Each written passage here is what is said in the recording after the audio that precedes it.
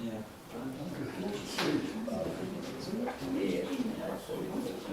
on their monitor. Okay. I tried to go all the way around. Is it still on? Did you turn yours on? Test your mic. Is theirs on? Should have theirs. I'm thinking maybe they all have. From a small dent to major collision repair, Hamilton Paint and Body is here for you. Owners Kim Guin would like to say thank you for your business. Hello, I'm Richard Kitchens, owner of Sports Gallery here on the Court Square in Hamilton. I'd like to thank all of our customers and thank you for watching the Hamilton City Council meeting. I'm Rick Chambliss with Marion County Funeral Home and Spry Memorial Chapel in Russellville, Alabama. This is Glenda Cochran, our manager out here. Under the laws of Alabama that was passed in 2002, a funeral establishment has to be certified with the state and carry a certificate of authority before they can even talk to anyone when the time comes is guaranteed to be there. Tom Bigby Electric Cooperative was formed for the need for electricity to the local citizens that were living in the rural areas of Marion, Lamar, and portions of Fayette counties. This line consisted of 12 miles and 22 consumers on the road from Guin to Sulligent. Between then and now, there has been a lot of hard work and dedication from a great number of people to make this cooperative what it is today. Tom Bigby Electric Corporation would like to thank each member. You can contact us today at 205-921-6712. Your story starts at Bevel State Community College. Whether you are just starting out or starting over, Bevel State has an opportunity that is right for you. With 5 locations serving 7 counties, you don't have to go far to start your own success story. Plus, with tuition lower than 4-year colleges, you won't need to spend more for a great education. Visit us online at bscc.edu to learn about your options for seamless academic transfer and high-demand career tech and health science offerings. Let us help you tell your story. The 6 o'clock hour has arrived, and we want to just thank all of our guests for coming tonight. We have a real nice agenda tonight. We've got about 7 items. We have our foundation with us tonight, our Aggie Foundation for our schools. And if it's okay with all of our audience tonight, we'll hear from them first. But our first order of business is a invocation and our Pledge of Allegiance, and then we'll get right into our business. Our Father in heaven, we thank you for another day of life. We thank you for the rain you've sent our way, O Lord. Rain without a storm. Lord, that's the best kind. Lord, we thank you for all that you do for our community. We thank you for the many blessings that's been bestowed upon our community. We thank you for our schools, our education system. We thank you, Lord, for the leadership in our communities and all departments. Lord, we ask you to be with us, especially in this meeting tonight. And may we have a good meeting that's going to be civil and informative to our public. And may we always have that goal when we get together for this council meeting. Lord, we ask that you would be with world peace tonight. We know that the world has lost a leader in our Pope, and Father, we ask the blessings on the Vatican and what it means to the world. Lord, we ask that you continue to provide leadership in that area. And Lord, may we always trust in you as our supreme leader. And we know you never fail us. Lord, I pray this prayer in Christ's name. Amen. Amen. I pledge allegiance to the flag of the United States of America and to the republic for which it stands, one nation, under God, indivisible, with liberty and justice for all. Thank you. You may be seated. Melissa would like to just have an informative session with the foundation tonight. I appreciate all your members being here tonight and such a fine job that y'all been doing with the foundation.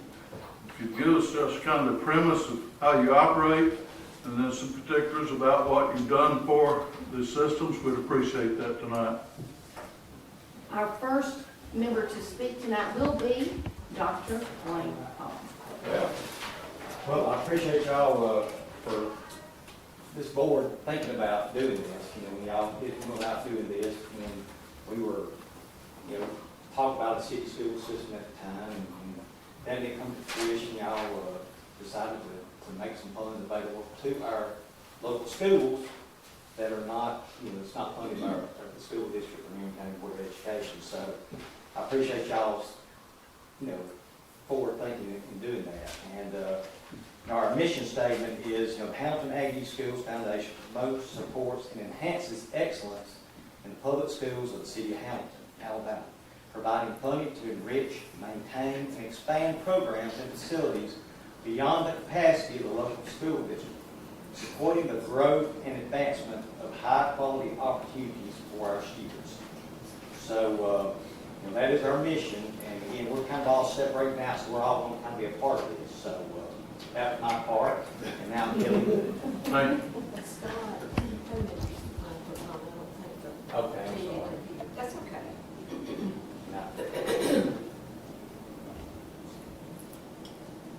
Just make sure you're ready.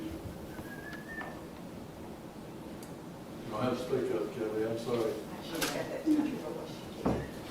All right, I'm Kelly Good, and I'm on the board also. This foundation board was appointed by the city council, and we received no compensation or benefits for doing this. It's all on our own time, and we are all honored to do that. Every one of us are Hamilton High School graduates. Most of us have had children to go through Hamilton schools, and some have already had grandchildren, and I will have grandchild and maybe grandchildren someday. So we are very vested in Hamilton. We are for Hamilton schools and for the betterment of Hamilton schools. But Melissa Huey is our chair. She is a retired educator. She spent 30 years in secondary education. I am the secretary, and I'm also a retired educator. I spent 25 years in the classroom in elementary ed. We have Mr. Rabel Jackson. He, of course, is a former superintendent. He spent 12 years as our superintendent and 37 and a half years in education. Dr. Wayne Cobb is a local optometrist. His spouse is also an educator in Hamilton schools. And then Cole Sandlin is a local pharmacist. His wife is also a former educator. And they are business owners in our community, so they're very vested in our community also. Thank you, John. I don't think I'll need that microphone, but you can slide it over here to me too. You don't teach school and physically ed and drive a bus for as long as I did without having a strong voice. You have to have that. I want to echo what Wayne said. Y'all are to be commended, forward thinking, what you did for the kids of Hamilton. Education is our future. That's our future. When an industry comes to your town, first thing you want to know is about your educational system, and then your hospital, your health care. So thank you for what you've done. Thank you for all that you're doing for the kids of Hamilton. It's really great. Of course, I want to talk to you a little bit about the funding, $300,000 funding distribution. It's $100,000 must be deposited to establish an endowment. And the cost that we have, really are nothing, postage, and we pay for setting up a website. And that's it. That's the only cost that there be. As Kelly mentioned, we don't do this for a compensation for ourselves. We do it for the community and for the kids of this town. Of course, the remainder of the money then will be equally divided, of that $100,000, to a little over $66,000 a year per school. You'll hear in a little bit where some of that money is gone. The grants must be submitted by the principal of the respective school. It must meet the criterion award for those grants. If the grant is approved, it's given a requisition number, and then the bill must be presented with the grant application and the requisition. If the school pays for the materials or services, it must submit a request for reimbursement. All payments are made with a foundation check and require 2 signatures. What the money, the rules and the bylaws and what they say that we can use these funds for, intended to enhance the student academics. These disbursements may be used only for two purposes: obtaining classroom educational, instructional materials, equipment and supplies, necessary equipment for classroom education or extension of classroom coursework, and to provide educational experiences for students. The disbursements may not be used for maintenance except for the maintenance of classroom equipment used for instructional purposes, except salaries, supplements, or wages that are not funded by the Marion County Board of Education. Count on improvements that are necessary to enhance the educational opportunities for the students of Hamilton schools. We're all for athletics.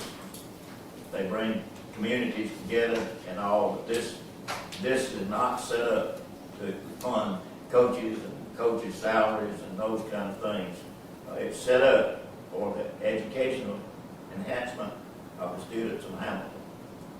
So we feel like what we've been able to accomplish with the help of this council has been very, very good. It's money that our schools would not have if it were not for you and what y'all have done in setting up this foundation. So, Ray kind of stole some of my thunder on some of the stuff that I was going to talk about, but we can talk about what they. So we meet once a month. We try to schedule it the same day each month to review any grants that were given to us. I don't want us to be known as the gatekeepers of the money. That's not what we were created to do. We're more of a pass-through, so a grant comes to us from a principal. We review it to see if it meets the criteria that was set forth by the city council. I think in the future we can do a better job educating the teachers, administrators at the school about how the process works. I know some teachers don't, they're not really aware of maybe what's available that we have. The process of a need, going to the principal for the grant, and then bringing it to us. So, we're humbled to be asked to serve on this. It's a great thing that, that Hamilton has and that can move us forward. And so, if there's any questions that y'all have, after we get done talking, we'd love to answer them. But, thanks again for allowing us. And since I'm not getting to talk as much as I was supposed to, I want to thank Chief Carter and recognize him. Every time I feel like I have to go to my pharmacy after hours and there's a policeman close or they drive by, they come in and check on me.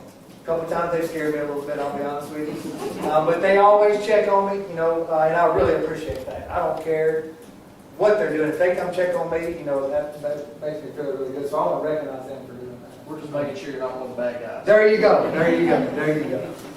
Thank you, Carl. Yeah. Okay, so I want to talk about a little bit about the things that we have been able to fund for these schools.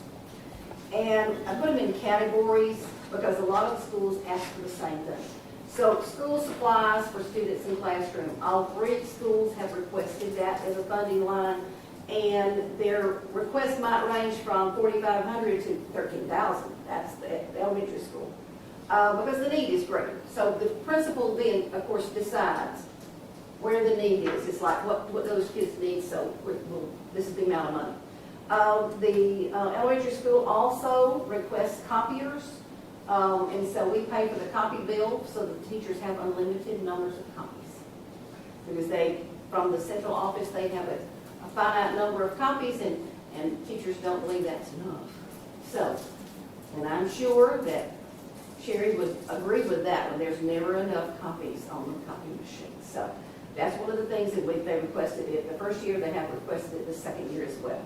And they discovered that actually they didn't need as much as they thought the first year, so their ask this year has been less. It's about $1,500 less. Classroom wellness supplies, and you can about imagine where that is. You have little kids who've got sickness.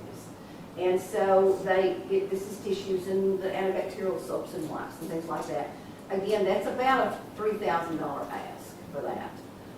They also wanted a greenhouse storage area for their equipment that they use in the greenhouse. Is my understanding that they do have a greenhouse. They have all the materials to use, but whenever, by the time you get the kids in there, they don't have anywhere to stack it inside the greenhouse. So they needed somewhere to store it.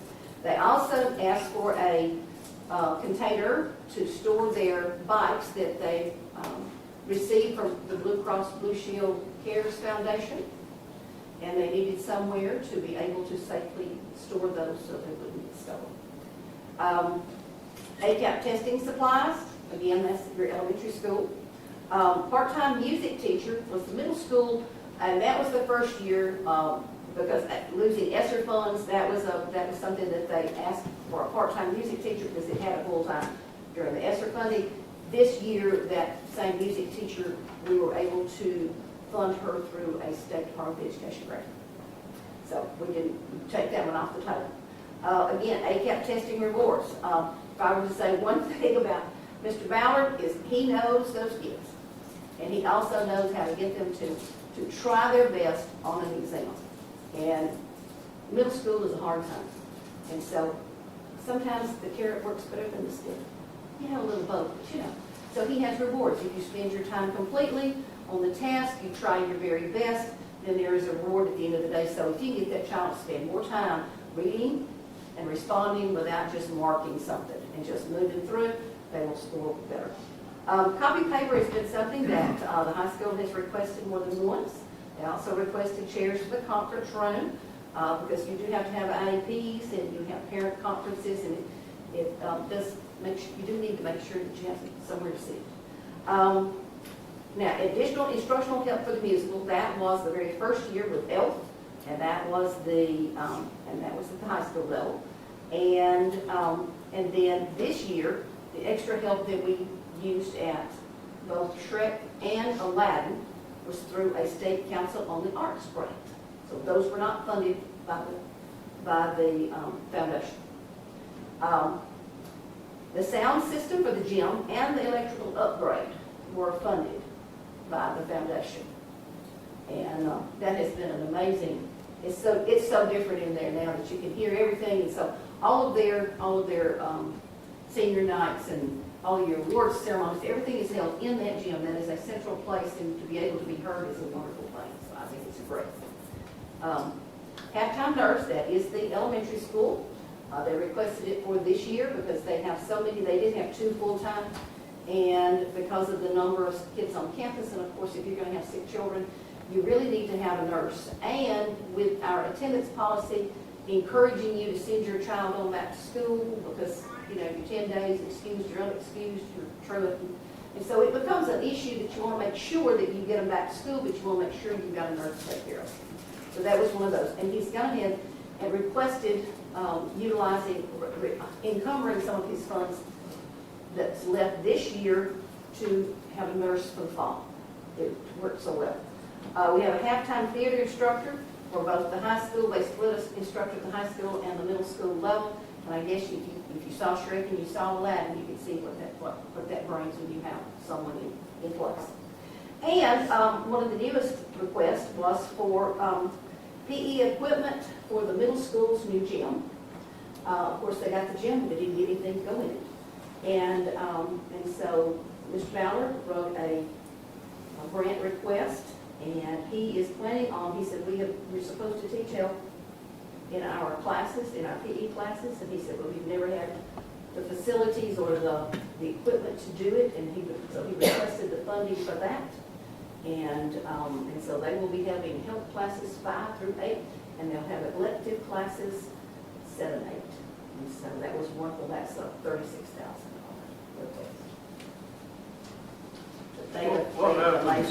What happens if you have a carryover, like if you don't use the full amount funded? Rolls into the next year. We automatically roll it into the next year. I spoke with Alan Cantrell about what do you do about the funding at the end, and he said you cannot write them a check and not have it. It has to be for something and with a receipt to back it up. Still has to be a grant. It still has to be a grant because the IRS, we are bound. And he says it's not a matter of when, of if, but when, because there's so much money runs through this. He said that we will eventually be audited, and so it is imperative that we make sure that everything we do is right on the money.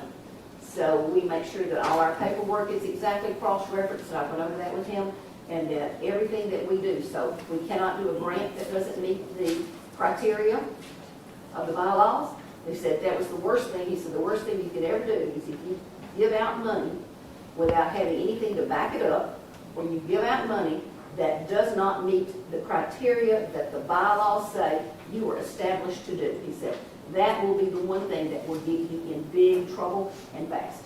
So we make sure that we follow to the letter of the law what we were asked to do. Great report. That's great. Any questions of the committee of our foundation? If anybody wanted to donate to the foundation, is there a way to do that? Absolutely. They can donate. They put in a check to us. There is a way online that they can donate, and it would be tax deductible. We signed the paperwork for 501c3. First year we operated as a nonprofit, but the paperwork has been submitted, and we will be a 501c3. What's the website? The website is Aggie, wait a minute here. AggieFoundation.org. I think I'm right. See, I just typed in Hamilton Aggie Schools Foundation. I can't remember. And we're on social media. Yes, yes. And, Okay. and also, if you want to donate and earmark it for Yes, something, yes. and and we can be a pass through for tax purposes. So if you want to buy something for some school, that's great too. That was my If next you don't trust us or the principals, you can earmark it. What I was wondering is, once it comes into the foundation, then would it be split by the 3 schools, or could it be an earmark? It can be earmarked, or it'd just be in the general fund if it's not earmarked. It'd be either or. So if you just want to donate to the Hamilton schools, we would donate, we would split it up 3 ways. But if you want to earmark it, you have a special program you want some funding to go to, and you can donate to that program with it earmarked, and then it will go to that program. It would be non-tax, tax deductible. Are there any long-term projects that they requested, anything that's Long-term? Yeah, that you can share with us that Long-term? they're working towards? Well, there's a lot of things everybody's working toward, but with having, you've got $66,000 a year, they try to get everything in line first. I do believe that we can push the arts, and that's what the middle school's kind of done. They've done a really good job, and they discovered that when they put the arts in, the kids were better behaved. They didn't have near the problems. They didn't have near the emotional problems. So mental illness is better. Your mental health is better whenever you do something every day that you love. And the very fact of being in the arts is a positive thing. And so what we're seeing is that the program that was started at the elementary school is continuing. They're going to do 101 Dalmatians, and we've got middle school kids who are going down to work with those kids down there. Did they do 101 Dalmatians when you were there? Well, see there. I thought I saw those. I saw some of the early videos. But they'll be doing that. So our middle school kids are helping down. And so then we have middle school that we are adding on, and we keep adding on. And they are, one of the new things that they're working on is show choir. And so we will have theater and music and show choir. And so this is one of those things that we want to expand that. We would love to see maybe a technical theater addition to this, because that becomes career tech. This is a new addition for the State Department of Education has their new course of study that came out. They have added technical theater and sound recording, which means that because we are recording, here we are with all this great talent within this town, this would be the perfect mix to be able to bring kids in. And then again, that becomes a career tech. And so I actually asked point blank, I said, can these be career tech jobs? And run career tech money. And so he said yes. So this was the person who was over the arts for the state. He told me that. And I see the high school program is really expanding, because I believe that as it goes up, it will keep building. It's a little bit like your track is happening, okay? And you have all of this group, and then everything is brought to it. This year, we have the best vocalist for the state at Trombowers, and that is against every school in the state of Alabama, private and parochial public. We have the best vocalist in the state. That's Kimberly Nix. At any rate, and we had last year the best comedic actor in the state, Gage Price. And so you've got the kids here who can lead the state and who can convert this into a college education, which is what we want this to finally be, is that everything converts into how does it play into supporting my life from now on. We just want the foundation leaders to know that we're so proud of our foundation board and how y'all conduct our business. We feel very, very great about the foundation and our leaders of the foundation. Thank y'all for accepting that challenge. I know there's been a learning curve in that for all of you probably, and dealing with a tax exempt entity would throw me for a loop, I'm sure. And I know you've had to do your homework and y'all done it well, so thank you very much. I want to build a plug for what Councilman Tyler said about donations. What the city contributes is a great start financially. But if we really want a long-term project and grow our war chest, you know, it's going to have to come from some outside donations. And we're not talking about huge donations, but a lot of people give it a little. Is what we've been at the very beginning, we talked about that we could hopefully grow this over the years and have a foundation that's got, you know, a really big balance in the checkbook. And that's really like a long-term goal for us, is to grow this foundation beyond what just the city of Hamilton contributes. Because that, you know, that's how, you know, people's always asking for money, but if you want to put your money to a really good use in the educational system, this is a great avenue. I'm not saying this is what you need to do. Some of the other cities who have funded some school money for their cities, like Winfield, Ewan, and Hackleburg, they put extra taxes on the people. We have not put extra taxes on our citizens. No sales tax has been raised for this foundation. We found a way to clip this out for the children without having to tax our people, and we're real proud of that too. We know it's Excuse me, Mayor. we know it's seed money, Brable, Yeah. that we're able to give you. Yes, I But- do. But it's a start. Yes, it is. And it wasn't all you needed, but it's what we could afford to give you. Well, it was a first. It was a first. What you did was a first. And go back to what Cole said, the Aggie Plaza is in place, and we're still, even though Brenda and I are to the point in age that we can't do what we used to do, but we still get requests quite often. Can we have another brick in the plaza to honor somebody or whatever? Sure. We'd like for that to happen too, for this foundation, that some class of 64, we want to give $1,000 to the Aggie Schools Foundation in honor of the class of 1964. Things like that we want to do down the road.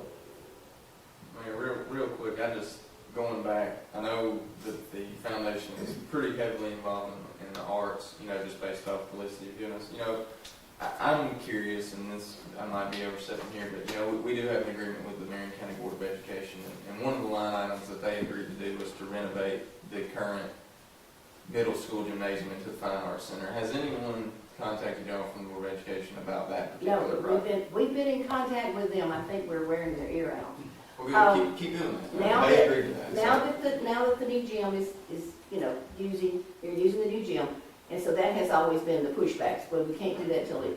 So we have bids for sound, lighting, the curtains. David Gifford you asked me about, do we have what is it gonna look like? He's doing that for us for free, so that's wonderful. So we'll have a picture of what it's gonna look like. We went in and measured it the other day. But we have they're not moving on it, and that's gonna be the things that we're gonna have to make sure that they follow up, and this may be something we need a little help on. Y'all with, for sure. Yes, I mean, because, we agreed to some things and they've influenced things, and we've upheld our side. Right, They and- need to. we have asked them, you know, to go ahead and put the lighting in, let's see, take it in phases, just do the lighting first and come back and do sound, and then, we have, of course, the electrical is not right, so they're gonna have to run the electrical, and we have been at this for about 3 years now, going back and forth, having had the bids in place, and so I think it may be, if we don't have some movement soon, I had heard somebody was supposed to be coming to look at the electrical. And so if that's true, then that'll be good, that'll be the next step, and they should be able to, you know, turn loose of the money and let us have the lights. But we did it in sections that are under $50,000 in each one of the move-throughs. But we have, in the drawing, the rendering he's gonna do for us, we're proposing a stage extension to the front, which will make it a performance venue. And then we are going to be using, because we cannot, because of the foundation, you can't do a raised floor. You'd have to, that would be something you couldn't do. But we are looking at new bleachers, and those bleachers are not original by any stretch of the imagination. And basically, we went under, Benj and I went under the stuff, yes. And we looked up under, and so basically there's a bunch of junk under there now. So basically these can come out without any problem. The floors are just like they were Fine floors. Yep, many years ago. They just need to be refinished, so everything looks good, there's not a problem there. And we're gonna be asking for bleachers that retract, that are electrical and retract, and they have seats, so you will have elevated seating, and they can be moved. They actually, you just have a little thing, and they'll go wherever you want them to, and we can arrange them in the arc that you should have, with your 4 seats and your big stage. This will be an amazing place, but it can go back into the sides, be out of the way, and be utilized for other things. So you could have a college fair there, which I would love to see us do and soon, to bring in, because right now we've got a lot of up-and-coming young people. We need to bring in recruiters. Matter of fact, I worked on several that are going to be coming to recruit some of the kids. And so I'd like to have a fair there. I think we need to go back to science fairs and things like that, where they're on site, and when we have something that is available, it would be perfect to do. Haven't y'all been told that has some of the best acoustics? Yes. And Yes. I mean, that building was built in 1938 by WPA workers, and law, it was put together. It has, the roof structure is that of Carnegie Hall, and that's not me talking. That is Terrence, Dr. Terrence Brown, who is he's a baritone, opera, was head of the, and I met him because he was the head of the School of Fine Arts at UNA. And he came and helped us look at where we needed to actually, which place did we want to have as our venue.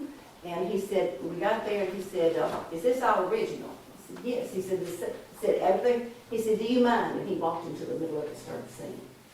And the sound is unbelievable, the tone. He says, this is your venue. And so we are pleased, and that stage is actually a strong stage, and you could never afford that again in your lifetime. No one has them anymore. Thanks, Foundation, for coming tonight and giving us a report. We feel our funds are in good hands. We appreciate it. Thank you so much for inviting us. We're going to move into the portion of our agenda now. Item 1 will be a recommendation to approve the minutes from the April 7th City Council meeting. We got a motion from Ross. We need a second. Sherry made second. Those in favor of approving our minutes, thank you.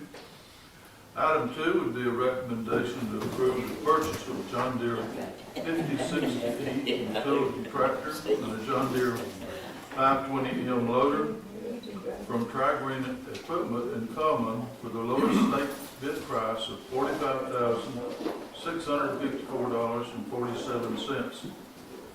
This equipment will be purchased for the use of the Hamilton Park and Recreation Department and is a budgeted item. I would Need a motion to approve that tractor? Got a motion from Scott Robertson, second by Scott Tyra. All those in favor? Thank you very much. Item 3 is a recommendation to approve the purchase of a new thumb time grapple attachment from Thompson Cat for the lowest purchase price of $6,016.95. This will be used for the Hamilton Street Department and as a budgeted item. And I need a motion to buy them a thumb. Motion. A motion from Ross. Need a second? I'll second. It's from Jerry. All those in favor of that purchase, thank you very much. Item 4 is a recommendation to approve the purchase of a heavy-duty JMA trailer for $7,000 from Load and Go Trailers in Hamilton. This trailer will be used to haul the new roller machine for paving as well as additional heavy equipment already owned by the street department. This is a budgeted item for that department, and I'd like to get that for our new roller we just purchased and early use. Make a motion. Got a motion from Wade, second by Scott. All those in favor? Thank you very much. Mayor, these last 3 items, people may not, since we're going through it without a lot of discussion, these are items that the supervisors have asked for, then budget in their budget and come to the last work session request. Yeah, they've got those approved in our work session. We That's just why make we can them move forward with them. We're just moving forward with the stuff that we've already discussed and just let the public know that we've already talked about these things, so you'll know that we just didn't vote on it. So we've already talked about it. Item 5 is a recommendation to accept the lowest bid price of $6,500 from Nick's Heating and Cooling for a new 3-ton split heat pump unit for the City Hall. And we've got one that came with the City Hall. It's the last of the old units that is not working. We need to replace it. We got 3 bids, and Nick's was the winning bid. I'll make a motion. Ross made the motion to purchase. I'll second. Got a second from Scott Tyra. Those in favor of that purchase? Thank you very much. I know our folks in the southeast corner of the building will be happy about that. Item 6 was a guest appearance from Anna Coburn and Benja Jackson. They've asked to reschedule for a work session for their matters, and we're going to allow that to come off the agenda for tonight and be added to a work session agenda. And we have Mr. Austin Calvert with us tonight. He's come to make a presentation to our council. Austin, if you'll come on to the podium or the seat, whichever you prefer. I'm going to go a step over here. Okay. That way I can see everyone. Good evening, Mayor and council members. My name is Austin Calvert, as you just stated. I'm here to talk about City Ordinance number 497, specifically its rules on grass and weeds and how it's being enforced in our community. I'm a proud resident of Hamilton, Alabama, and have been for 29 years. I even remember the Dalmatians. I think I sung in the choir. It wasn't a very good actor, but that just brought back some good memories. So I am also someone who wants to see our town stay safe and clean. But my recent experiences and many experiences of others, I'm sure that all of you are aware, I had several people reach out, and what started as just a joke turned into just people bringing me all kinds of concerns. Many allegations, not maybe some things factual evidence, maybe some things not. I'm not here to debate almost any of those things at all. So my point in being here is to find a solution, not necessarily to point fingers. So I want to work with you guys. So I just think that we may need to rethink how this ordinance is applied. On April the 3rd, I finally got someone to come and mow my grass. I've been trying all week. On April the 4th, I know a little bit about the mail. The letter that was sent to my house was stamped on April the 4th, so I'm not sure if it was sent out or if it just, that's when they put the stamp on it. But Following all the way over to the next Monday, which was April 7th, 4 entire days after my yard had been maintained, I'd received a notice from the city.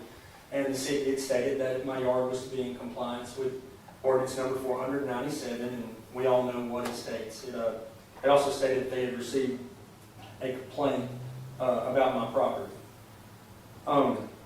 So, after receiving this letter, or first thing I wanted to point out is maybe there needs to be a change in the mailing. Change in the mailing process. It didn't reflect the state of my property by the time I received it. So the weather in North Alabama, we've had plenty of rain and storms this past month. Frequent showers made lawn soggy and mowing nearly impossible. After I received my letter, I just so happened to drive by the city hall and other city properties, and I noticed that there was some grass that wasn't necessarily in the regulation of the code, and I think all you guys may be aware of that. Yet despite that, residents like me are getting notices, and I feel like we're trying our best under these conditions. So this isn't just about my situation. After I shared my story on Facebook, it resonated with many of our citizens. Business owners, even city employees reached out to me. I've talked to some people in this room. They shared their own frustrations and how the ordinances are being enforced. So ordinance enforcement in this town, I know a lot of people commented on the last two guys, went from 0 to 100 pretty much immediately. And I think people may have felt aggravated, possibly blindsided by that over the last couple of years. Some people have reached out to me and said they felt it was overly strict, inconsistent, maybe even inconsiderate or uncompassionate enforcement. Whether it's notices sent out with clear inspections or a lack of understanding for challenges like weather or personal circumstances, or maybe even business owners who are confronted about license for their business in front of customers. That's a story that I've received. While I respect the department's role, when I say department, our ordinance enforcement department, these stories suggest enforcement sometimes feels maybe more punitive than fair. Ordinance 497 aims to keep Hamilton beautiful, and nobody disputes that. Overgrown grass can attract pests or hurt property values, and we all want a tidy town. But the enforcement needs to match reality. I'm asking the council to consider a few small changes. Just first, give residents a grace period after maybe some hard rain, especially this time of year. I think that could be fair. Second, ensure inspections are current before notices go out to avoid mistakes. Maybe they don't need to be mailed. There could be some other things like notices just placed on doors or just some contact. And then third, to add clearer guidelines for weather or other challenges so enforcement feels reasonable. I'm not here to point fingers, but to find solutions. I want to work with the city to make enforcement fairer, and I urge you to review how the ordinance department handles these cases. Maybe we could do some better training, improve communication, or community feedback process. And I understand that this job is a hard job. It's a job that is going to bring you flack almost no matter how you handle it. And I think that that's even more important that we keep community relations at the forefront of our minds. And I'm not here to beat down anyone. I've removed a lot of things from my Facebook posts. And there were things that were said and I removed. I've never been one to jump on bandwagons, come at the town, or try to tear stuff down. I know there's a lot of stuff you guys deal with that's over my head for sure. But I think that I think the residents deserve a system that supports us. Not one that leaves us feeling targeted. So I thank you for listening to me. I'm committed to helping Hamilton thrive, and I welcome the chance to discuss this further, share the stories I've heard, even though I don't think it would be necessary. So let's make Ordinance 497 work for all of us, no matter the status, age, or income. I appreciate you. Thank you. Thank you, Austin. We've talked some already, Austin, in a work session about some of the matters that you addressed, and we aren't perfect.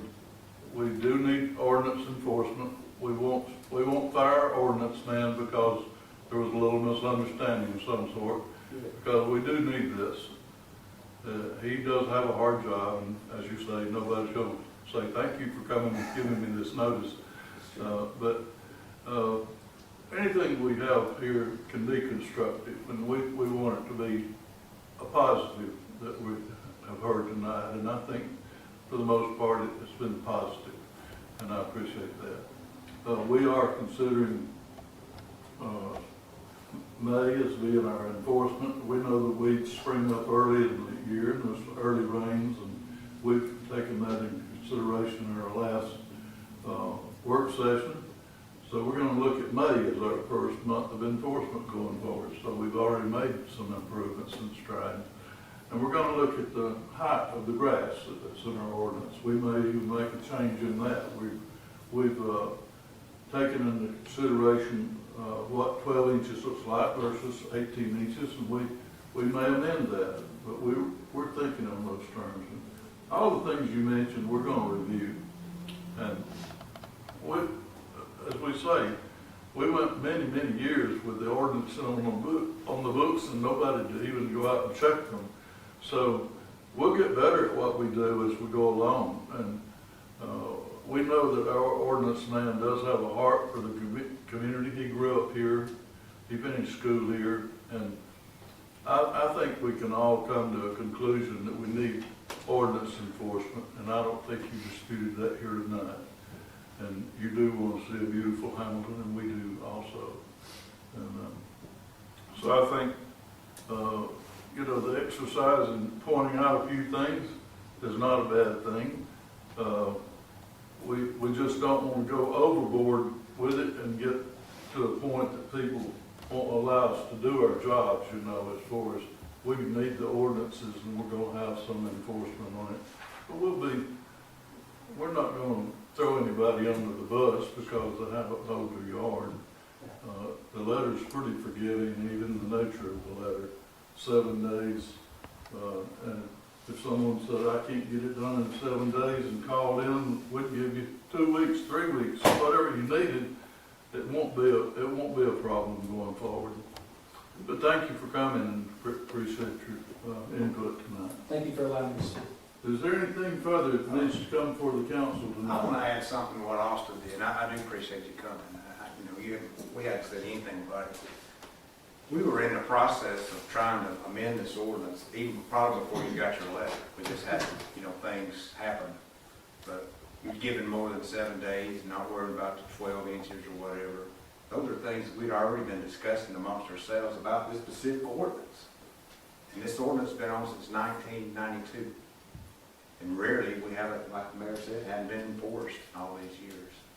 We do appreciate people wanting to keep our town clean. We've had a number of people thank us for doing it, and also, not trying to take sides, but thank us for trying to keep our town clean. Neighbors keeping our town clean. So nobody's against you, Austin. We just, you brought something to our attention, and we appreciate that.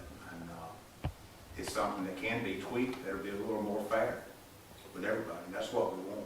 We want to be fair with everybody. If you need more than 7 days, 14 days is no problem, But you brought something to our attention that a lot of people may not know it, may not know that we'd already been talking about tweaking that ordinance, and we were going to.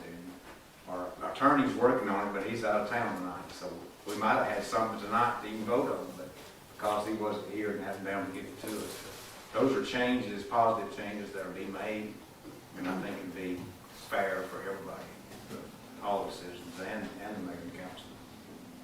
One of the things that has bothered me about Hamilton is that we have people who load cardboard boxes on their trucks, work trucks, and they go through town and 3 or 4 of them fly off the truck before they get out of town. And littering is to me is one of the largest problems that could be avoided. Just take it home with you, put it in your garbage can. We'll be glad to haul it off for you for a small fee.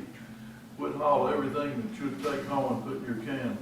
And people would rather roll their windows down and throw it out in our streets. And that's just the saddest thing, that we've got a town that doesn't have enough pride to just take their trash on home and put it in their own garbage can and let us pick it up properly. No, they want us to hire someone to go out and pick up the sides of the streets 3 or 4 times a year. Church groups get out and do it for us for free. It's the saddest thing that Hamilton can't see the daylight and littering. That, to me, that's worse than overgrown grass. Because when your lawnmower goes over that stuff, it just scatters it to the four winds and makes it even worse. So, but we have a lot of things. Today we had 2 people wanting to live in campers and utility buildings. We dealt with that today. If we didn't have some sort of ordinances in this town, we'd have the awfulest mess you've ever seen. So we just need to have good ordinances and follow them. We just don't allow camper living on a permanent basis. In emergencies, 90 days maybe, but we just can't allow it to go on and on. But people will try you to the nth degree many times on things that he has to go out there and ask them not to do. And it's just, we've got to have an ordinance enforcement, and there's just no doubt about it. But thank y'all for that. If there's no other things to come before the council, we'll ask for it. Oh, we do need to amend our agenda. I was about to forget. We do have one other item. We need to amend our agenda, and I'd ask for a motion to do that. Sherry made the motion. We need a second. Second. Second by Wade. All those in favor of amendments. Now, I'll tell you what that is. We're going tonight to name our general manager for our water department, and that would be Mr. Craig Heron. We'd like to offer them this job, and he's agreed to accept it if we offer it. And so I'd like to make that motion. Motion. Second. Motion, second. Those in favor of Craig Heron being our new leader. And we're going to set his income at $1,250 a week. Yes, separate motion for that. A motion. I'll make a motion. Got a motion on that? I'll second. Second. All those in favor? Thank you very much. And now, is there any other business? If not, we need a motion to adjourn. I'll make that motion. Got a motion from Scott Tyra, and Scott Robinson made the second. All those in favor of adjournment? Thank you. Appreciate y'all being here tonight. Thank you.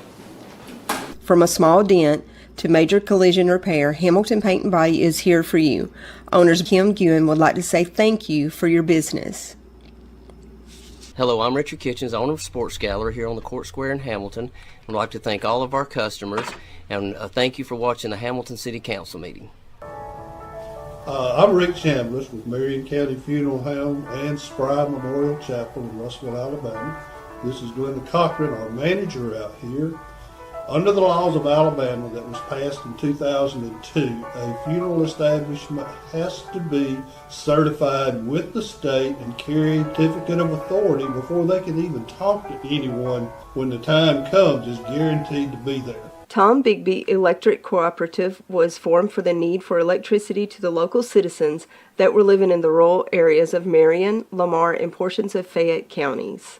This line consisted of 12 miles and 22 consumers on the road from Guin to Sulligent.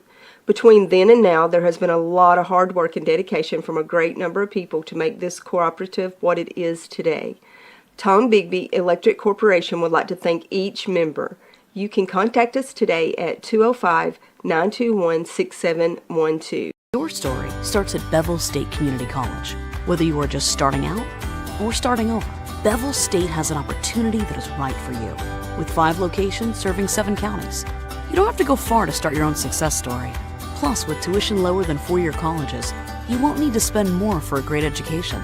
Visit us online at bscc.edu to learn about your options for seamless academic transfer and high-demand career tech and health science offerings. Let us help you tell your story.